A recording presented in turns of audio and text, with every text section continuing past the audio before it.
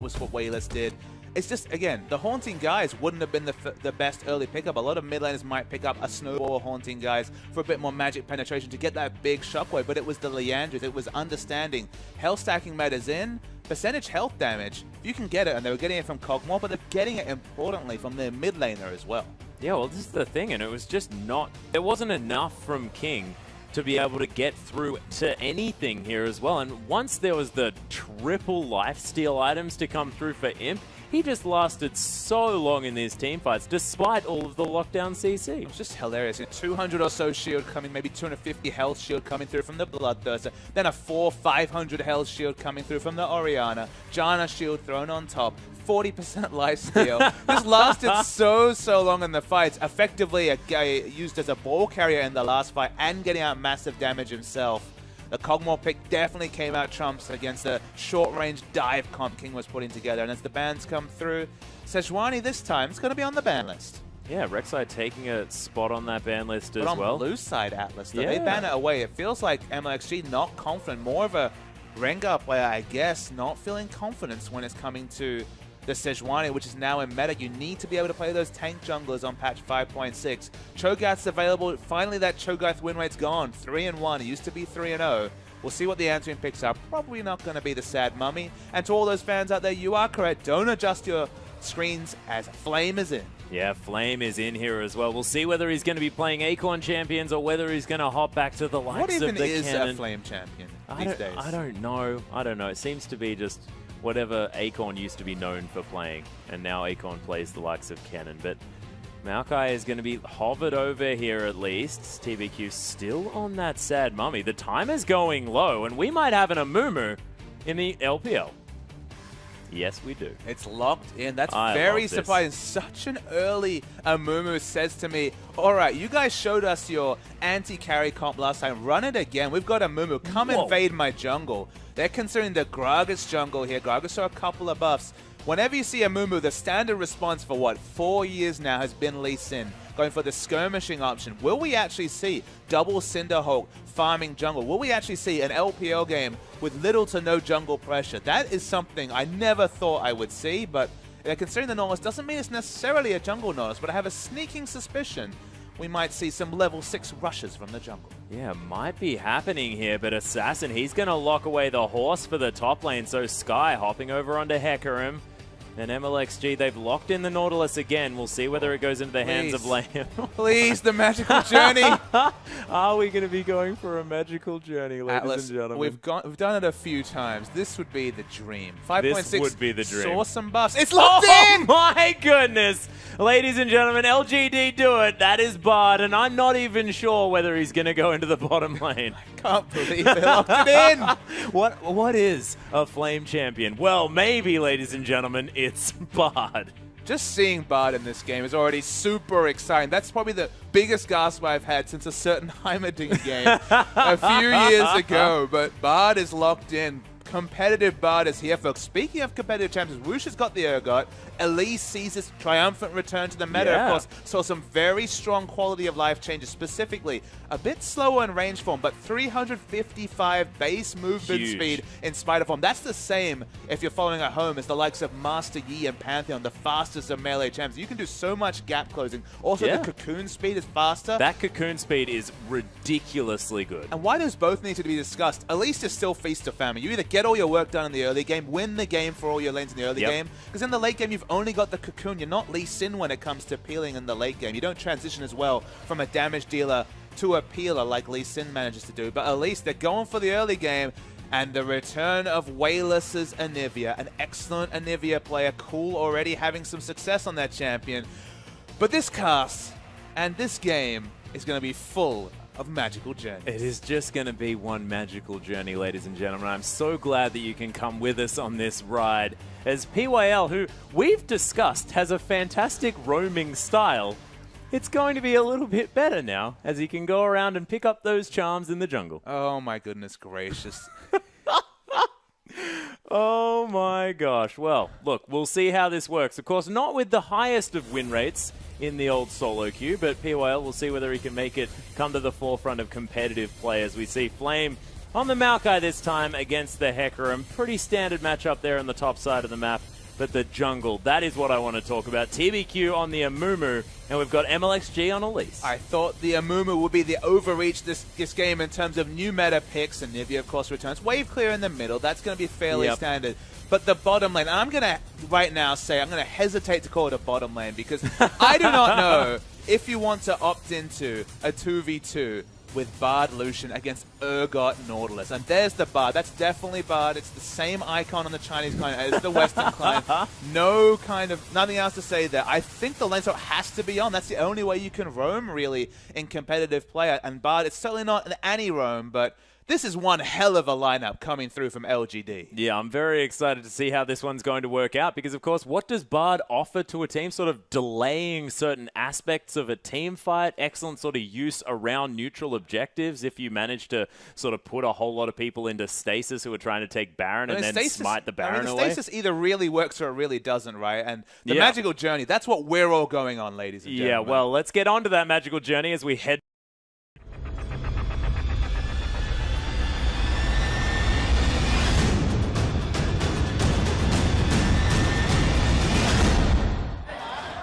And here we are, ladies and gentlemen, for our first game with Bard. And TBQ's already been caught in the jungle here as King are so aggressive. And the Amumu going to get counter-jungled from minute 1 exactly. And if you see an Amumu and a Bard in competitive play, what better thing to do than say, all right, you don't have that much level 1 power. Let's go in there, invade the jungle, but to pick up a kill feels even better. And crucially, TBQ used his flash.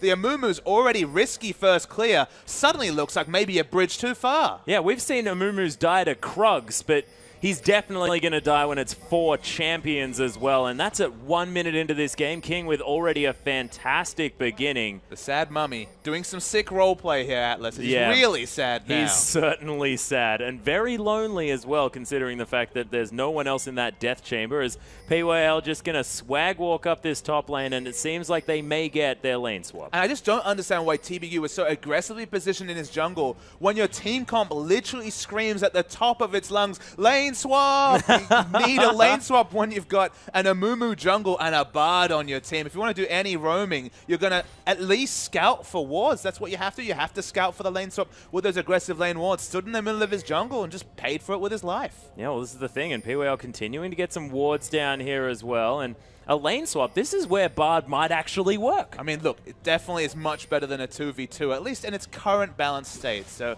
the lane swap is on. They actually get the lane swap for the cost of a death onto Amumu. If he doesn't receive any more contests in the jungle, if he gets through happily with this double jungle, maybe it's not the worst thing. Yeah, well, we'll see how it works out here as we get into the laning phase of this game. Assassin continuing just to push out this wave. Does have a fantastic push on here as Wayless does his very best to try and hold this wave off the tower. Does a brilliant job farming underneath that turret, which is something that Anivias have struggled with in the past. MLXG going to use his Spiderlings to tank up this Grump as Sky helps him out there as well. And double jungle not going to be happening for too long here. So on the player cam, it says Wayless, but just to confirm to the viewers, we knew it was Wayless. We see his smiling, sunny disposition. It's definitely Wayless, even though he's labeled as God V in the client. God V. God 5. God 5. Maybe. Either doesn't really make Maybe that's the name of his ranked team. Maybe. Maybe he can't. He had Gold 5? Maybe that's. I don't think Wayless spent too much time in Gold 5, Atlas. I don't think so either. As Sky and MLXG going to do their best to try and break the freeze here on the top side of the map. As TBQ has actually found a binding here as well. We've got the repel to come out, but Imp going for this one very aggressively. The failed flash from MLXG. I wonder whether there's going to be enough the flash from Imp to follow up. Is the piercing light going to be there? There's going to be the bandage toss as TBQ decides he deserves that kill. That was probably a very cathartic moment for the Amumu. He's like, that's what you get for the level 1 invade. Oh, yeah. Picks up the countering kill. So 1-1 the Amumu. Somehow up a trick. We missed the start of that engage coming up. And Bard, he's in the bottom. He's in the bottom. He's getting some wards down here as well. Some health laning being very useful. Oh, super useful. You have no idea. Of course, does have those little shrines down as well in order to help out Flame as far as getting a bit of that health and mana back. He's placed them underneath that turret as well. Of course, your enemies can pick those up. So you probably don't want to put them anywhere where everyone can pick them up. In the mid lane, we've seen the return of this Cho'Gath versus Anivia matchup. We saw it in the first game. It was cool on the Anivia versus Lowe's Cho'Gath, and Anivia was actually 20 CS, doubling the CS early. Much better Cho'Gath performance from Assassin, who's now 3-1 on that champion, equaling the CS. So at least having a much happier than Lowe in that previous game. Yeah, well, precisely. Imp actually putting some pressure onto Sky here on the top side. The 1v1 generally doesn't go too well, you could imagine, for the melee champion, and Imp does have Lucian here, who has a lot of skirmishing power. TBQ's going to find MLXG again, who's very squishy here, but Assassin, he rotates through first. PYL gets caught by a Rupture here, sort of incidentally, as we've got, there's the Noxious Bite to come down. Liam gets the stun. PYL, I'm sorry, you continue to probably do not a whole lot on that champion, but he's going to be able to stroll out of the way. The magical journey was sort of put down for fun. He went in for the magical journey, went through that portal, tried to get the exit kill, didn't have enough damage, wasn't able to pick up any meeps as he went with his auto attack. So again, his auto attack only doing base attack damage. Couldn't pick up the kill, flashed away. So first magical journey, a bit of a misfire, but still plenty of times for that story to be much happier. Yeah, it was still definitely magical, as Wayless going to continue to try and farm out this wave. Has taken a lot of damage. Assassin's been yelling at him quite a lot here in the mid lane. Of course, that egg form still going to be available, so Eggnivia going to save Wayless's life if he does get bursted down. But Assassin about to hit that level 6, and he might just eat the egg. And no Ignite available might be a relevant consideration. Doesn't have a lot of items just yet, so probably will do a lot of the damage, but I feel like Anivia might live if the egg comes up under turret to just deter a potential turret dive with the Vorpal Spike auto attacks from the Cho'Gath. Just trying to really look at these CS values. We've been very distracted, just trying to follow Bard and seeing what happy fun times have been up to. Speaking of happy fun times, that's a pretty good spot for a journey. Yeah, and Sky actually does get the ward over the edge. Of course, no vision available for PYL to spot out that horse coming through. And the dive could potentially be on, but it's a really nice pink ward here from King just to make sure that no one's going to get into that brush unseen. Another magical journey going to be taken here by PYL. But not necessarily a mass. We're waiting for the decisive magical journey. I mean, we were all thinking about perhaps OMG bringing the magical journeys out with leveling and aggressive pathing. We haven't quite seen... I mean, you don't necessarily see Amumu Bard as the most synergy. You know, maybe you expect more of the Lee Sins in the world. But there is always that scenario. You can, of course, see it in your head, the curse of the sad mummy coming through. Curse of the sad journey. The curse of the sad journey. Well, I mean, that's what PYL almost had. He almost died for first match. That would have been a very sad journey. Yeah, and TBQ sort of just taking the journey to try and engage a fight and just instantly dying. That would be a curse of the sad journey. As MLXG, he's going to find the bottom lane here, but PYL just gets bursted down. That is going to be the ultimate coming through from Sky to lock that kill down. Imp was just feared. Nothing he could do to help out, and King have had a fantastic start this time around. They went aggressed upon, no ultimate avail, meant they couldn't buy any time, so PYL dies first. Lucian didn't have flash up. If they trade tanked effectively under turret, they should have been able to pick up a second kill, but King, they just keep pushing this wave and denying, importantly, the AD carry away from a farm. Yeah, and it's sort of the opposite of what happened in the last game here, as well as Flame's actually going to teleport here to the top side of the map. You can see, as far as those CS values are concerned, Wushin having a much better game, 66 to 50 in comparison to those AD carries. PYL just going to wander around this map some more, see if he can find some chimes. And MLXG going to counter jungle away this red buff here as well, and TBQ's just had sort of no presence in his jungle really as far as these buffs have been concerned, as MLXG going to take that one away, and the vision available for King as well, aggressively placed on this top side of the map, is huge. So King, they're trying to kill the Amumu at his red buff. Don't know how successful they'll be right now. They're lying in wait. You have to expect TBQ is going to check his red camp right now. We'll see whether the Cocoon is going to land here as well. The Dredge line does... Oh, the Cocoon doesn't land, and that's going to be the curse of the sad mummy to come through. The flash to come down. Depth charge not even there yet from Liam. Of course, only level 4 as Wayless is here. Flame might be caught out just a little bit. The red buff doing some work. There's the Cocoon. The Dredge line to come down as well. Flame gets yelled at. Sky is coming through as quickly as he can. The last auto attack from MLXG is going to lock down that kill, and You're just a little bit too far forward was Flame. It was good communication coming through from King. They didn't look for the turret dive. I thought maybe Sky would overextend for a turret dive auto with that devastating charge, but didn't need to. The Ignite was running. Flame dies. And LGD, they certainly haven't been able to get any rotational advantages from the Magical Journey. PYL has been doing a lot of roaming, but crucially doesn't have a Sightstone yet. So even though he can get some very aggressive wards with the Magical Journey and just the ability to pick up those chimes and get around the map quickly, without Boots of Mobility or even the Sightstone, just not much he can do in terms of impacting the map. Yeah, hasn't quite managed to get there yet. Even sort of the Cosmic Spark not going to be coming through for those stuns either. We sort of haven't seen him impact a lane on the roam either. Just sort of been roaming around trying to get sort of more aggressive vision, but hasn't even managed to do that, really. He just doesn't have the wards, doesn't have the Sightstone. That's the first big purchase for any support is a Sightstone, and just isn't complete at this point. When that's completed, maybe he'll be able to get some aggressive wards that other supports would struggle to do. You know, maybe a jungle Gragas can get aggressive warding in, but not many people have things like the Magical Journey to be able to get them over those ledges and get the very aggressive wards. Not to say the enemy red buff, but they have an Amumu. You don't necessarily see the synergy. If they had a skirmish jungler who needed aggressive wards, like an Elise, to be honest, it could be very useful. But speaking of Elise... Yeah, the swap going to come through from Imp here as well as the Cocoon. Not going to find its mark. It's a nice relentless pursuit from Imp and the flash to come through as well as the culling just going to try and deter King from going any further forward.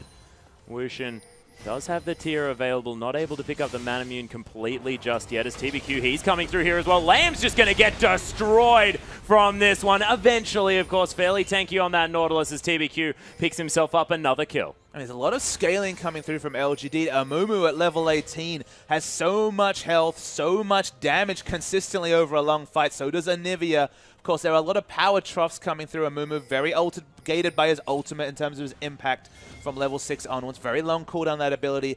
Anivia has to get the scaling going from the Rod of Ages, and PYL at this point still doesn't offer too much before he picks up some items in roaming. PYL is caught by a Cocoon. Yeah, these Acid Hunters coming through with so much damage as well. Oh my goodness, that was disgusting. As Imp now in the line of fire. TBQ does find his way back around. MLXG is very, very low. The Noxious Bite to come through. The heal comes down as well. Curseless Admo, he gets there, but Sky teleports in, and TBQ devastatingly charged into the wall, and he's actually blocked from his turret there by King. Beautiful positioning. As Wayless might be in trouble. Assassin not going to find any of his skill shots here. Just going to be a gentleman, though, and head back down that river. And the crazy thing is that Flame had teleport available, chose not to come down. So many advantages come through now where they're going to get their dragon as well. That's a big power window for King. They were already winning this game, but winning trades and now controlling the dragon. It feels like everything's coming up King, even despite the small 1,000 gold lead. Yeah, it's not too much to write home about now at the moment. At 12.5 minutes into this game. Of course, no turrets have been taken down yet either, but you have to think that's going to change as Flame is going to be able to get this one taken down in the top side as that one just falls. That is going to even out the gold here just a little bit. Only 500, and that is nothing. And when you're talking about 7 kills to 3, you'd expect a little bit more of a lead. One of the things that actually I thought was important that previous trade is that instead of going for a straight Manamune, it was actually the Tear and the Brutalizer coming through from Woosh. So those Acid Hunters were doing so much damage. Yeah. PYL died to basically 3 Acid Hunters and then 1 like round of spells from, at least it might have even only been the Spider Form Q, but that was enough damage to take out what was a full health level 5 PYL Bard. So, I mean, a lot of damage coming through. Now has the Manamune, so scaling's in full display. Definitely more of a Frozen Heart game because you're against the Lucian. If he's able to delay the situation where Lucian can really out-damage him during a fight, you know, just continue to apply that passive, 15% reduced damage from all sources coming through from Imp, and just get the Acid Hunters. If he can stay stronger than Imp till maybe 30, 40 minutes into the game, definitely going to be much more effective use of the Urgot than what we saw previously. Let's see whether they can make that one work out. Assassin does have his Rod of Ages in answer to the same one on the side of Whaler. So these mid laners still very, very close.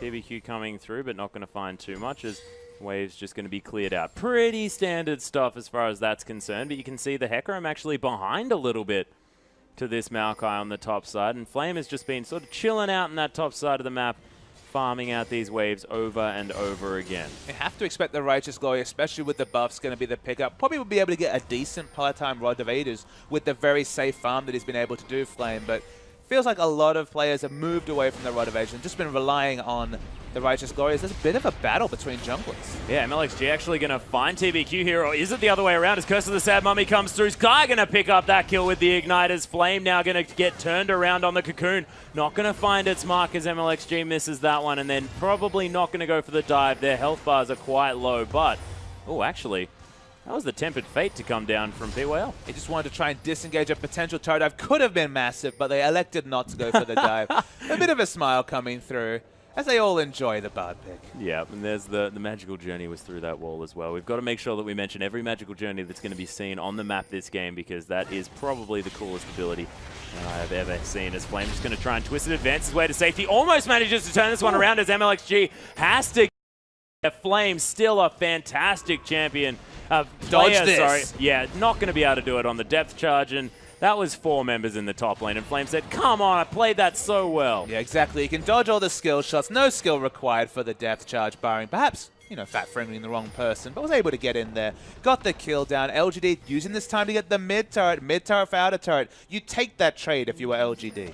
Yeah, not too bad at all. TBQ actually coming around here, trying to clear out this pink ward. Wushin actually going to land a few Acid Hunters on him as well. You can see the range massive here after he lands that corrosive charge. POL wants to clear out that pink, and he's moving very fast through the enemy jungle. Finally has his support cords. Definitely delayed the 15 minutes for the boots of mobility and the Sightstone. He has it, but yeah, you definitely haven't felt like he was able to get the advantage of Bard's mobility in the early. That wasn't required to be accountable because of the lane swap, so definitely could have do a lot of roaming, pick up a lot of the chimes. But because he had such a late Sightstone and didn't even necessarily have a stack of green wards that would have delayed his Sightstone but would have got them early vision, he just wasn't able to get wards down before his pathing becomes a bit more predictable. Suddenly there's going to be many more pink wards and green wards on the map at 16 minutes compared to maybe the 8-9 minutes into the game.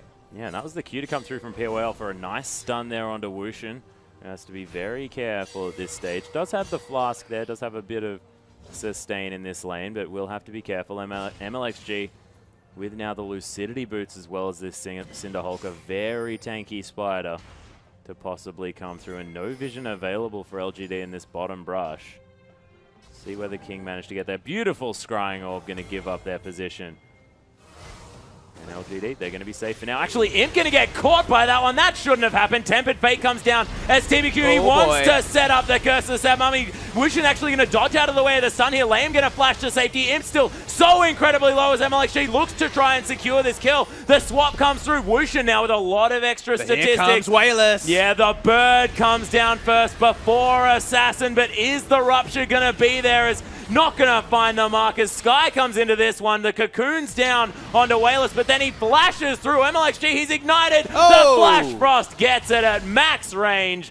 No worries. And Wayless still pretty damn good from that mid lane. So you're getting out-rotated by Anuvia, the lowest base move speed in the game, but able to out-rotate Assassin. Not sure if he has the boots. He wasn't a big fan of buying boots last time. In fact, he doesn't actually have boots on Anuvia and out-rotated a Cho'Gath with boots. That is dumb. That is really, really dumb. And the fact that more than 20 CS in the lead as well.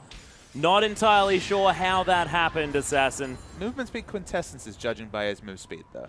Oh, okay. Okay. That's something. That is probably not enough, is it? Movement speed quints, boots 1? What wins? Well, he's 343 move speed against 370, so I'm going to go with Cho'Gath. Theoretically, but it didn't seem to work out in that bottom lane as LGD definitely played that one beautifully. There is still life in them, despite the fact that TBQ not exactly having the best time on this Amumu, having died 5 times on this map. But I mean, TBQ in general, he's been kind of the big problem for LG in that he keeps picking fights against Elise after seeing her, despite the fact it's the strongest early skirmishing champion in the game against Amumu who's looking for team fights. So they're picked for completely different reasons. Yeah. And he's still electing to fight against this Elise, who's snowboard, who's doing fine, has gone the Cinderhulk, so it's not necessarily the Magus. Going to be basically the same frontline Elise that we expect. Yeah, sort of the standard Elise jungle is just with a whole lot of CC and a whole lot of guaranteed damage to come through with the percentage health. As Lamb going to get some wards around here as well. POL not going to be able to see that one with the pink ward.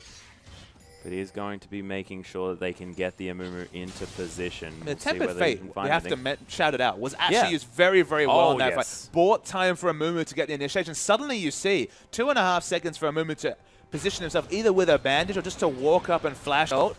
could actually be massive in these late game fights. I don't know about you, Alex, but I'm salivating at seeing just exactly what this Bard can do in the late game. Yeah, well, Bard with coordination is a very scary prospect, especially when you've got so much setup. You've got walls available here from Wayless. Flash Frost. He can cut someone off with sort of pinpoint accuracy. He's got 2 seconds to be able to get it in the right position. TBQ can be standing in wait, and you'll have the Glacial Storm going the whole time as well. It's going to be very, very difficult for King to really do anything once that setup's come through, but it's all about making sure that they can execute it. I'm just really interested to see how Bard interacts with the likes of the Juggermore, so popular on this patch. All about positioning your AD carry. If either defensively or offensively, you can kind of see that the Tempered Fate could really wreck a lot of these positionally based comps, because you just let your gap closers. Really, oh my goodness, Joe got stuck in the wall. Oh dear. And then gets stunned a little bit as well, of course. It was Gentleman Cho'Gath, so he shouted quiet. He was quite frustrated. Yeah, probably, yeah. Definitely. Maybe complaining just a little bit, you know. He'll send something through to the manager. Or something like, oh, I believe that I was stuck in a wall, and it wasn't a very good experience for me. That's Sean Connery, by the way, Alice. It was not Sean Connery. Every time it seems to be Sean Connery.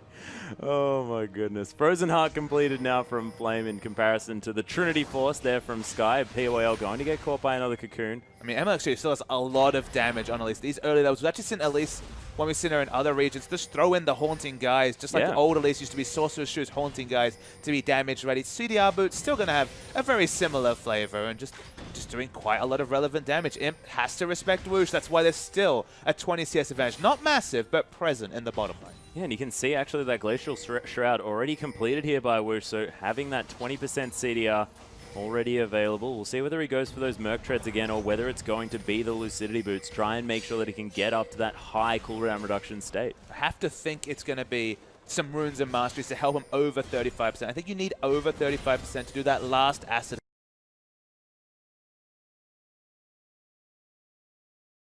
And do the maximum amount of potential damage. So just going to work. The Frozen Heart being completed will be a big part-time coming through for Whoosh. He's going to be the one on his team to finish that item, as no one else builds it necessarily naturally, although Hecarim probably would have thrown it in at some point.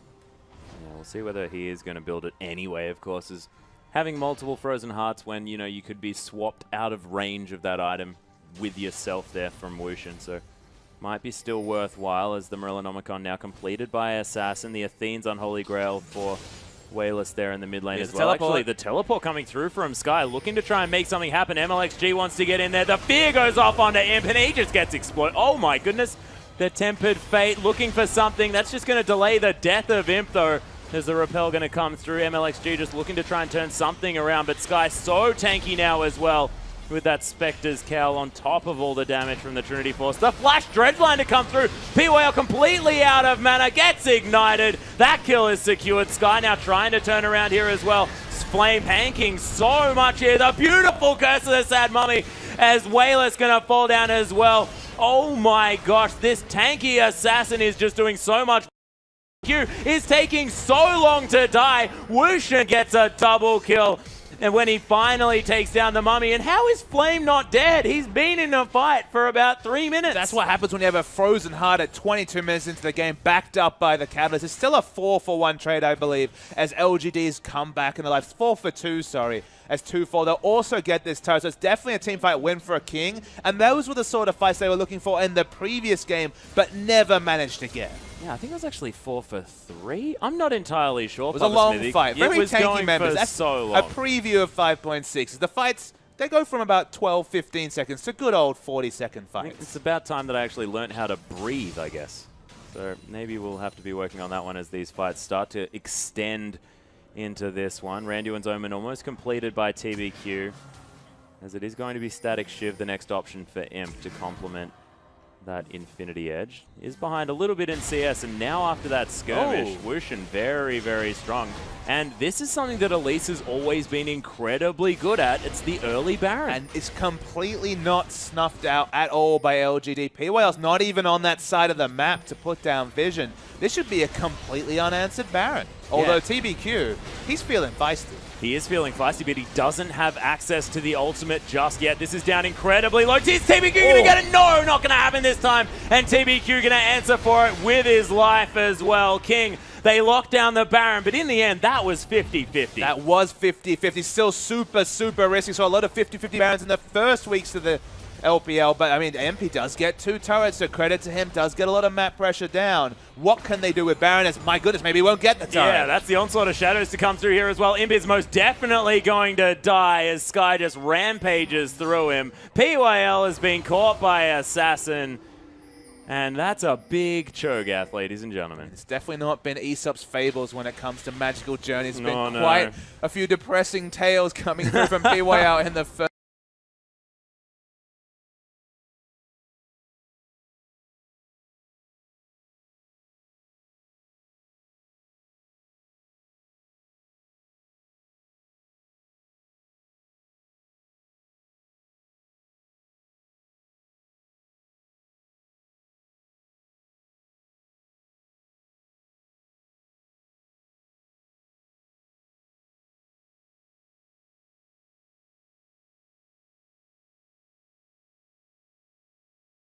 First few levels. There's still potential. There's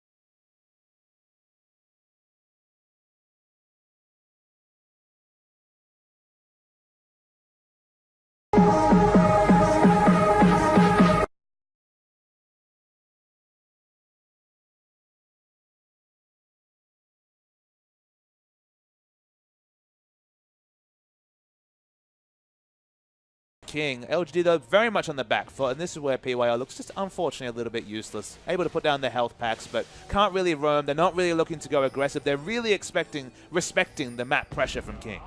Yeah, and you can see Wushu now as well has so many items, so many bits of items here as well. It makes Imp look like he has barely anything. Of course, full inventory now available for Wushu. It gets better for Imp. You know, of course, he will be able to tank bust in the late game with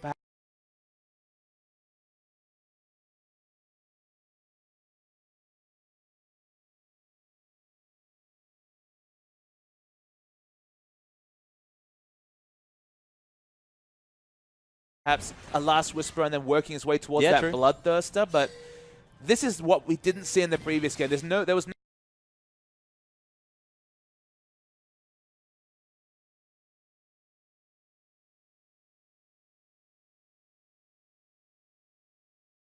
no situation in the previous game where Urgot was super strong and Kog'Maw was still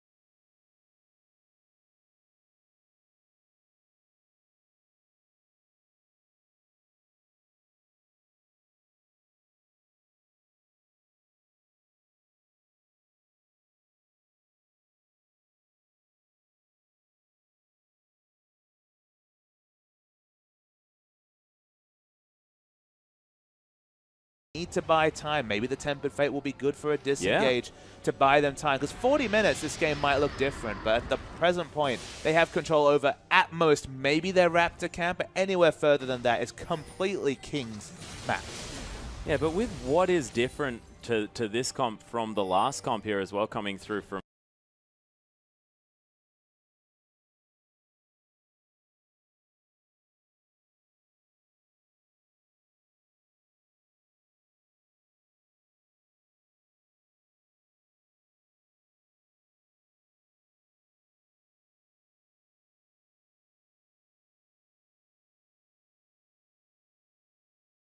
to come through from this LGD squad, this is a very different game to what it was last time around. Absolutely, they had a lot of offensive vision last game. In this game, those pink wards that King have had up around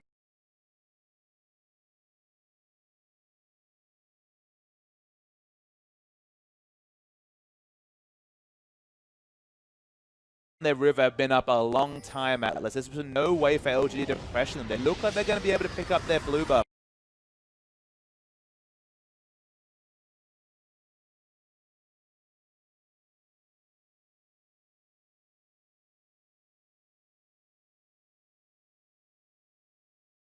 Unsettling in a Nivea comp and the stall she can prove out is often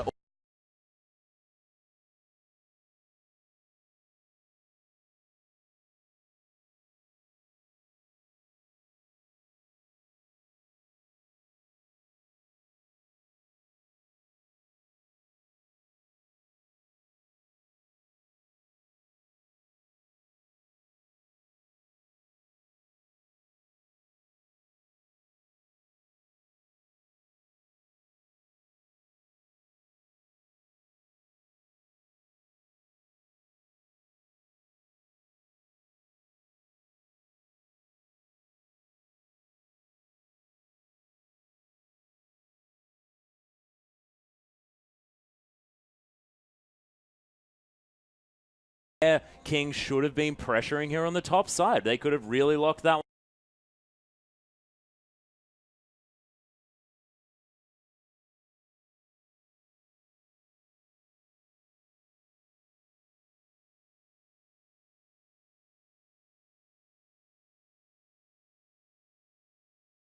one down. The Dragon is about to respawn. King going to lock down their fourth here, so that is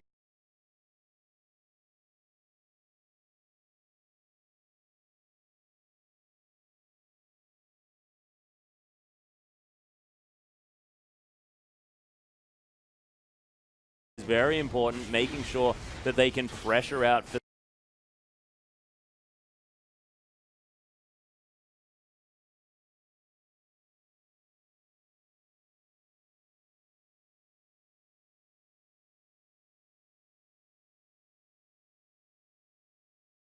as Sky comes around. The egg is going to fall, maybe even just get eaten. No, it's not. It's Wishing going to lock down that kill. That is a 3-for-1 so far in King. They may be able to take down this inhibitor. Wayless play that fight so smartly. They're continuing, though. Yeah, Wushin actually gets the swap onto Flame here as well. Held onto the ultimate for that whole time. The double kill, and that's the ace for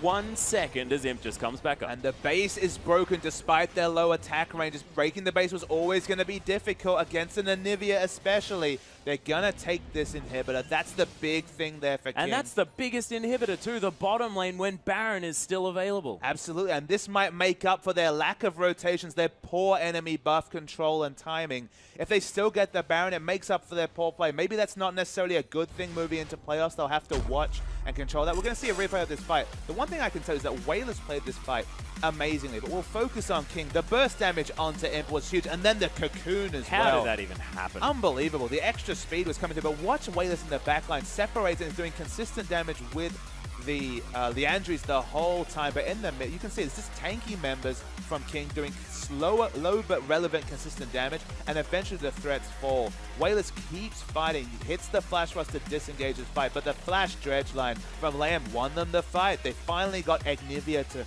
show her face on the map, take down the egg, and they went on to break the base from that. But, oh my goodness! Oh my goodness, the Baron to steal right as we come back. Tempered Fate comes through as well. TBQ trying his very best to get out of here after he picks up the Baron. The depth charge to come through onto him, knocks him up, but they can't follow up onto it as Assassin already takes half of his health. Flame just being a menace in this one. Magical Journey is being followed here by Liam so far up the map. The misclick. Is that how you make it work? Is you misclick on it and it causes, or you click on it and make your enemy use it? PYL died during it, and then the misclick would probably help, to be honest. Oh, beautiful stuff, but that was a mammoth steal to come through from TBQ. It was massive, but unfortunately a member dying at this point. Okay, it's only an 8-second death timer. If they keep up this outer turret, then yeah, it's definitely a team fight win coming through from LG despite the kill score. This is King making significant mistakes. We already talked and dwelled upon the buff control. Why is that a second 50-50 Baron possibility for the steal? With 50-50 odds, eventually it's going to come true. It's level 15 to, I believe, level 15. I can't actually see over onto the production mode about level 15 on at least. They were equal levels. Why do you set up these situations? Not have someone zoning, not have someone... I mean, Nautilus could just stand there. He has 1,000,000 CCs to stop you from coming near to the Baron. That's not even really an exaggeration. But King in general, like, this is just poor play from them. They need to be better at controlling both enemy objectives and just neutral objectives in the Baron. For them to be this far ahead, only 8,000. This should be a 15,000 gold ahead. They should have had no buffs. It should have been a second free Baron. But you pick up a Baron at 35 minutes, suddenly you're able to clear waves, suddenly you'll be able to push things out. Suddenly, Imp is just the Combine and a Vamp Scepter away from Bloodthirster. They're still alive when this should have been a dead game for LGD. Yeah, it should have been. And King, they are most definitely still in the lead. 8,000 gold, but giving up that Baron just gives so much extra stall to this team that did not need any extra stall. It's just needless, though. That's the problem, is that they should be better than that. They should be on top of these objectives. You sound like you're a disappointed father. I'm very disappointed. You're not mad. You're just disappointed. I'm very disappointed. That's all I can say. They need to be better at these things, but they do have another win condition coming in a minute 45 with the 5th Dragon potentially coming through. PYL not had the best of games on Bard, perhaps not surprising, but has the Locket, so at least has a bit of magic resist coming through. Sky's actually been looking for the split push, trying to push up this Baron minion wave. They want to cause as much disruption as possible to shield themselves for a perfect 3 5th Dragons. They do not want to have another 50-50 smite battle. Yeah, and that was a cool Magical Journey wall that we just panned over as well. Very, very exciting as POL set that one up for his team. He's a very, very tanky man. MLXG actually might be in a lot of trouble here as well as Righteous Glory gets him in range. Oh, there are no Raptors there, MLXG, and you are dead, and sir. Suddenly these tanks are not as tanky. Magical Journey as the Rupture comes through. That was a bad one as the members of LG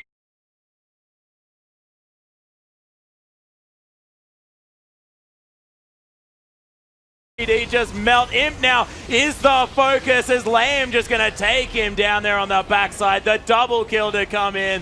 Wushin trying to get some follow-up damage down. PYL getting tossed about here by the King members. Sky's going to be able to take that one out, and oh my goodness.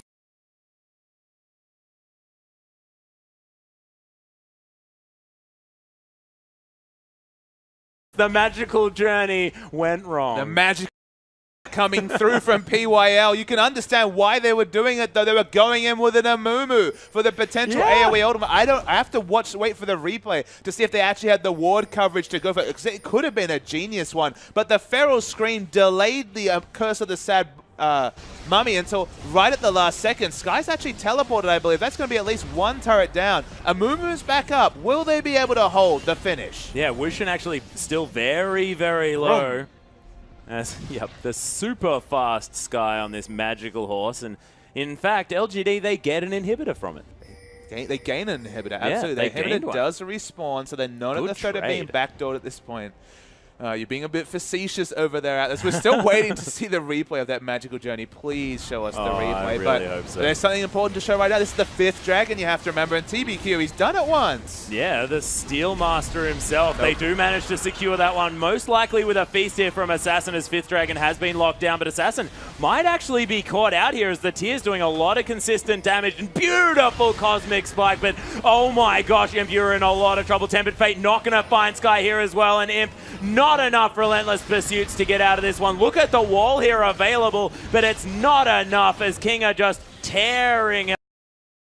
The magical journeys for everyone as MLXG going to use the repel. Actually, the Curse of the Sad Mummy might be able to get a kill here for TBQ, but it's not going to be enough. Flame against the world, and it's another ace for King. It's a much better executed comp coming through. Thank you very much, Observer. You are very dead, PYL, on bar. This should be the King victory. They executed the anti-carry comp much better than they did in Game 1. In Game 1, they made the failed engage and got outscaled by the Kog'Maw comp. In this game, the anti-carry was successful. The Urgot was doing a lot more damage than the Lucian, who was being chased away by just a Hecarim in fights. 1-1 is